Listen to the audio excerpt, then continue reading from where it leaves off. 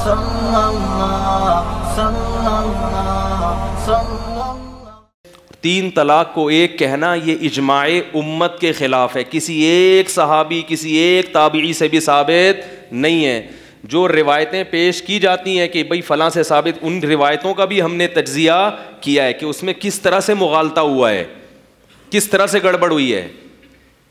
تو آپ اس کے لیے azanwebtv.com پہ جائیں، اور چونکہ وہ چینل معروف نہیں ہے تو پھر ہم نے اپنے ساتھیوں سے بھی ارادہ کیا کہ بجائے اس کے کہ کسی غیر معروف چینل پہ ہم اتنا زیادہ کام کریں اور اتنی محنت کریں، تو بہتر یہ ہے کہ پھر ہم اپنے چینل سے اس قسم کی علمی ویڈیوز بولو بھائی شائع کریں۔ اس پہ اختلافی مسائل بھی ہوتے ہیں تمیز کے دائرے میں، یہ نہیں کہ وہ عجیب بازاری انداز نہیں ہوتا، علماء کے احترام کے ساتھ پورے دلائل کی قوت کے ساتھ اس میں بات ہوتی ہے، اس میں پوری عربی حدیثیں سند کے ساتھ پڑھ کے سناتا ہوں میں۔ سمجھ میں آ رہی ہے بات کہ نہیں آ رہی ہے؟ تو لیکن ہم اب کوشش کر رہے ہیں کہ وہ کام بھی ہم یہاں شفٹ کر دیں، اپنے چینل سے جو ہے ہم ڈائریکٹ وہ ساری باتیں، تو اس میں آپ وہاں جا کے وہ ساری چیزیں سرچ کر سکتے ہیں۔ باقی یہ چونکہ واعظ و نصیحت کی مجلس ہے، اس میں دلائل کے صرف اشارے دیتا ہوں، سمجھ میں آ رہی ہے بات؟ زیادہ گہرائی میں نہیں جاتا۔ اور فتنہ پرست لوگ کیا کرتے ہیں کہ میرا جیسے میں نے ایک بیان میں اتنی بات کہہ دی کہ بھائی اس پہ مولانا سرور علی تھانوی رحمۃ اللہ علیہ بزرگ تھے، وہ گستاخ نہیں ہو سکتے، اتنے بڑے بزرگ پہ اگر کوئی تہمت لگتی ہے تو آپ کی بھی ذمہ داری ہے کہ آپ جواب دیں، میری بھی ذمہ داری ہے آپ جواب دیں۔ یہ کلپ اٹھا کے چلا دیا کہ دیکھو ان کے پاس جواب ہی نہیں ہے۔ جس کلپ میں نے تفصیل سے دلائل دیے ہیں وہ مارکیٹ سے شارٹ ہے، یہ ہو رہا ہے ٹھیک ہے۔ تو اس کا مطلب ہے آپ کا مقصد تحقیق نہیں ہے، کوئی بھی ایسی بات جو آپ کو لگے کمزور ہے۔ اب لوگ کہتے ہیں پھر مفتی صاحب ایسی کمزور بات آپ کرتے کیوں ہو؟ بھائی واعظ و نصیحت کی مجلس ہے، ہر طرح کی بات ہوگی اور بعض دفعہ غلط بات بھی ہو جاتی ہے، اس سے میں رجوع کرتا ہوں۔ ابھی میں نے کچھ دن پہلے ایک صفائی پر بیان کیا کہ دانتوں کی صفائی کی اسلام میں اہمیت، اس میں مجھے ایسا یاد پڑتا تھا کیونکہ بہت پہلے میں نے روایت پڑھی تھی کہ کلیجی کھانا نبی کو پسند نہیں تھا، اس پہ بہت سے احباب نے حدیثیں بھیجی جن میں تھا کہ نبی صلی اللہ علیہ وسلم نے کلیجی کھائی ہے۔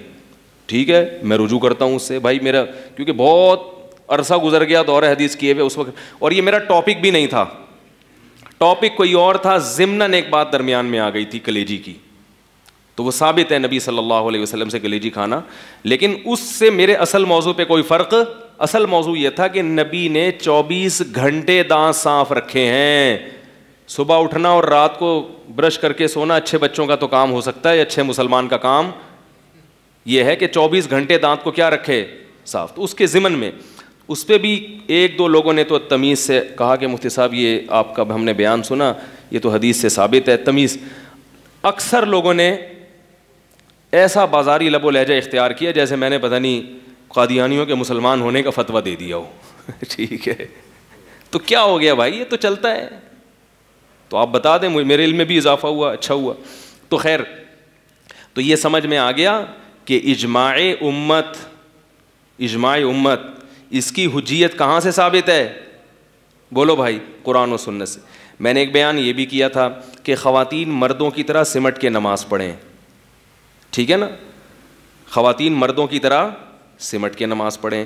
اس پہ میں نے کہا تھا کہ بہت سے لوگ کہتے ہیں کہ دلیل سے ثابت کرو، حدیث سے، تو میں نے دلیل یہ دی تھی کہ اس پر پوری امت کا صدیوں سے اجماع ہے، صدیوں تک کوئی ایک فقیہ بھی ہمیں ایسا نہیں ملتا جس نے یہ کہا ہو، ٹھیک ہے نا۔ لوگ کہہ رہے نہیں حدیث تو نہ ہوئی، حدیث تو بھائی یہ اجماع حدیث سے بڑھ کر ہے، یہ حدیث سے بڑھ کر ہے۔ بعض لوگوں نے پھر میں نے یہ بھی سوال کیا کہ اگر ہر مسئلے پر آپ کو حدیث ہی چاہیے تو پھر آپ ہمارے سامنے حدیث پیش کریں کہ خواتین صفا اور مروہ کے درمیان چلنے پر کوئی حدیث پیش کریں۔ حدیث میں تو دوڑنا آتا ہے، جیسے نبی نے یہ فرمایا صلو کما رأیتمونی اصلی، جیسے میں نماز پڑھتا ہوں ایسے پڑھو، تو ایسے ہی حدیث میں یہ بھی تو آتا ہے کہ مناسک حج مجھ سے سیکھو، یعنی جیسے میں کر رہا ہوں ایسے کرو۔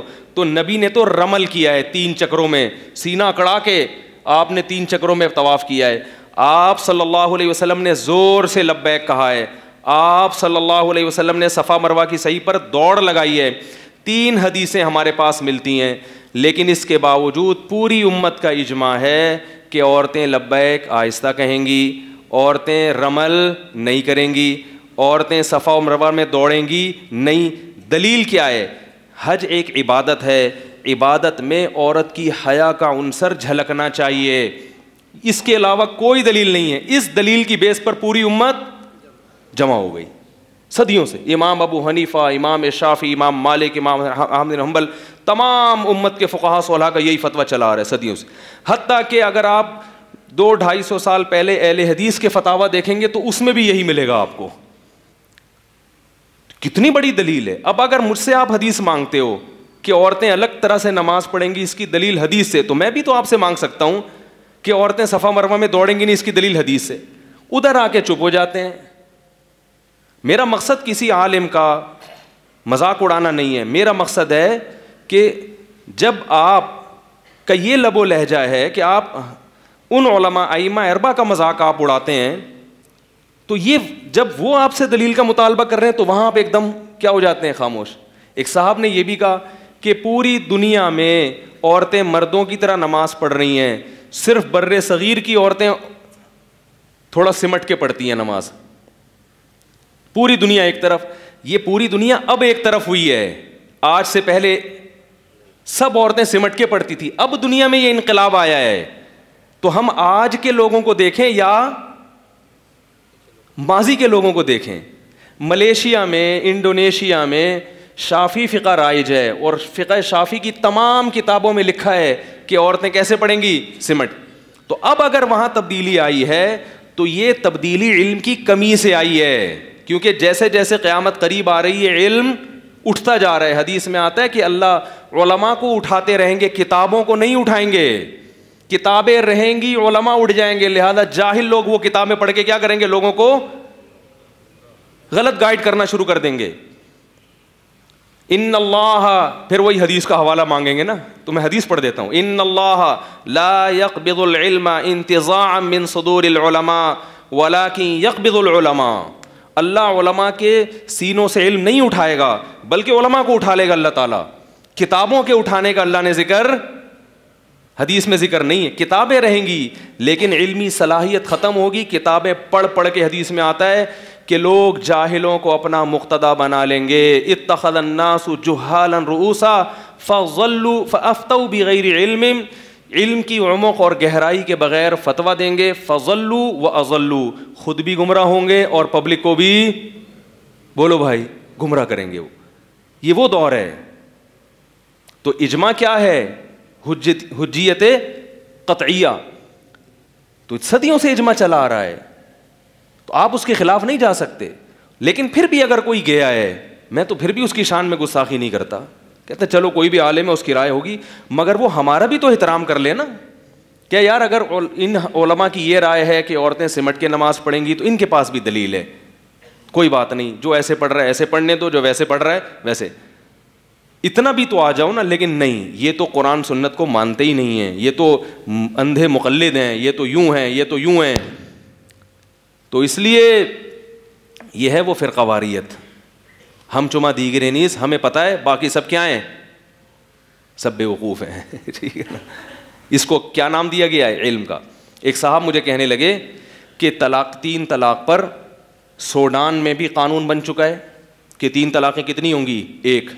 سعودیہ کے بھی بہت سارے مفتی فتویٰ دینے لگے 3 کتنی ہوں گی, 1. پاکستان میں 1963 میں جو آئلی قوانین بنے اس میں بھی 3 کو کیا شمار کیا گیا ہے, 1.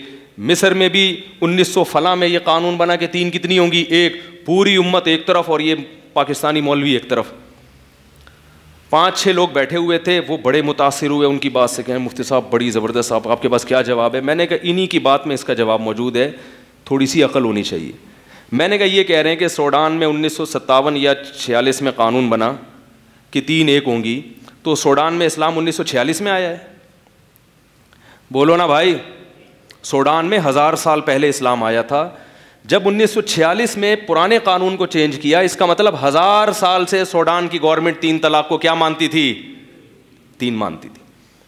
1963 میں پاکستان میں قانون بنا, آئلی جو ایوب خان نے بنایا کہ 3 کتنی ہوں گی, 1. وہ بلکہ 1 بھی نہیں, وہ عجیب سا بنا. تو میں نے کیسے پتا چلا, 1963 تک بر صغیر میں جو اسلام جب سے آیا ہے نا محمد بن قاسم کے دور سے, اس وقت سے لے کر اب تک تمام عدالتوں میں برما، بنگلہ دیش اور انڈیا اور پاکستان سب میں 3 کو کتنا سمجھا جاتا تھا؟ 3. یہ 1000 سال سے امت کیا پکوڑے بیچ رہی تھی، یہ تیل بیچ رہی تھی، یا گھاس کھا رہی تھی؟ آج کی چینجنگ پر تو فخر ہے بھائی. حتیٰ کہ بر صغیر میں انگریز نے 100 سال حکومت کی، وہ بھی 3 طلاق کے قانون کو چینج نہیں کر سکا. اتنا اجماع تھا اس مسئلے پر. میں نے کہا عرب علماء کو اگر آپ دیکھو تو بن باز سے پہلے، جو مفتی اعظم تھے بن باز، ان سے پہلے ان کے استاذ تھے شیخ آل ابراہیم کر کے نام تھا ان کا، نیٹ پہ آپ سرچ کریں آ جائے گا. ان کے وقت میں پورا سعودیہ متفق تھا کہ 3 طلاقیں کتنی ہوتی ہیں؟ 3. بن باز نے آ کے یہ فتویٰ چینج کیا ہے. ہم بن باز کو عقیدت احترام سے دیکھتے ہیں، عالم تھے، غلطی ہو گئی، لیکن اس غلطی کے آپ تو اندھی تقلید نہ کرو نا اس غلطی کی. اگر آپ دلیل دے رہے ہو سعودیہ کے علماء کی، تو سعودیہ آج کا یا آج سے 100 سال پہلے، بلکہ 100 سال نہیں، جب سے اسلام آیا ہے سعودی عرب میں. اور حیرت کی بات ہے کہ ہمارے سامنے خلیفہ راشد حضرت عمر بن الخطاب کا فیصلہ موجود ہے. اس حکومت کا حوالہ نہیں دیں گے، کبھی انڈیا کی گورنمنٹ کا حوالہ، کبھی سوڈان کی موجودہ گورنمنٹ، کبھی مصر کی. مصر میں اسلام 1000 سال پہلے آیا ہے، اس وقت سے 3 طلاق کو 3 ہی سمجھا جاتا تھا. اب آ کے چینج کیا، اس چینجنگ کو مان رہے ہیں. اور جو اسلام صدیوں پہلے مصر میں تھا وہ کیا تھا؟ غلط. تو وہ جو بیٹھے ہوئے تھے نا بندے کہہ رہے ہیں 14 طبق روشن، بولو بھائی، ہو گئے. سعودیہ کی عدالت میں اب بھی قانون یہی، عدالتی قانون کے 3 ہی ہوں گی. اگرچہ سعودی مفتی جو وہ فتویٰ دے رہے ہیں کہ 3 ایک ہوتی ہے، لیکن وہ سارے مفتی نہیں. سعودی عرب میں اب بھی اکثر مفتی فتویٰ یہی دیتے ہیں کہ 3 ہوتی ہے، مگر وہ چونکہ سرکاری سطح پہ اونچے عہدوں پہ نہیں ہے، لہذا عوام تک ان کی بات پہنچتی نہیں ہے. اب بھی سعودی عرب کی عدالت سے جو فتویٰ ہے وہ کیا ہے؟ 3 کتنی ہوں گی؟ 3. کیوں عدالتی فتویٰ ایسا کیوں ہے؟ یہ بھی سن لیں آپ. سعودی عرب میں 1980 یا اس کے قریب میں حکومت کی سطح پہ ایک علماء کا اجلاس بلایا گیا تھا. علماء کا اجلاس. اس میں یہ تھا کہ حکومت نے یہ کہا تھا کہ بھئی اس میں بہت اختلاف ہو رہا ہے، 3 ایک ہوتی ہیں، ایک 3 ہوتی ہیں. تو علماء کا ایک پورا پینل بڑے بڑے علماء کا بٹھایا گیا اور ان سے کہا کہ آپ قرآن و سنت کی روشنی میں بحث مباحثے کے بعد یہ فیصلہ کریں کہ اس میں صحیح رائے کیا ہے اور غلط کیا. تو ان علماء میں 20-25 علماء شامل تھے. صرف بن باز اور العثیمین جو ان کے شاگرد ہیں انہوں نے اتفاق نہیں کیا. باقی تمام علماء نے بحث مباحثہ کر کے یہ بتایا کہ اسلام میں اس کی کوئی گنجائش نہیں ہے کہ 3 کو کیا سمجھا جائے؟ 1. مفتی طارق مسعود صاحب کے بیانات سننے کے لیے youtube.com/مفتی طارق مسعود کو سبسکرائب کریں.